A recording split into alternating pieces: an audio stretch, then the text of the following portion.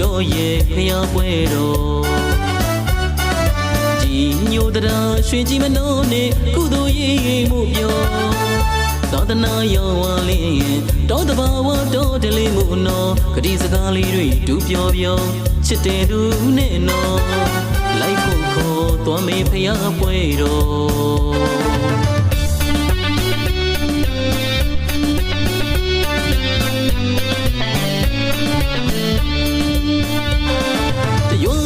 မတက်တကယ်အောင်ခေတဲ့တို့တော်ရဲ့ဖျားပွဲတော်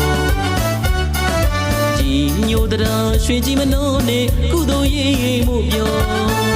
သာသနာရောဝါလင်းတောတဘာဝတော်တလေးမှုနော်ဂတိစကားလေးတွေတူပြောပြောချစ်တဲ့သူနဲ့နော်လိုက်ဖို့ခေါ်သွားမေဖျားပွဲတော်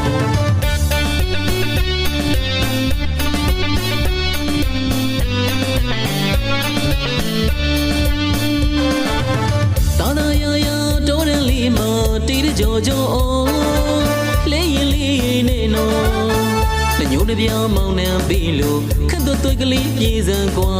နဲ့မြင်ပြန်လာမျိုးကြွားကြွားကအတွေ့များနဲ့ရင်ထဲမှာပြောဘသူမှမသိတဲ့စိတ်ကူးလေးနဲ့အပြောကြီးကျွန်တော်ပြောချစ်သူလေးနဲ့သွားမေ့ဖျားပွဲတော်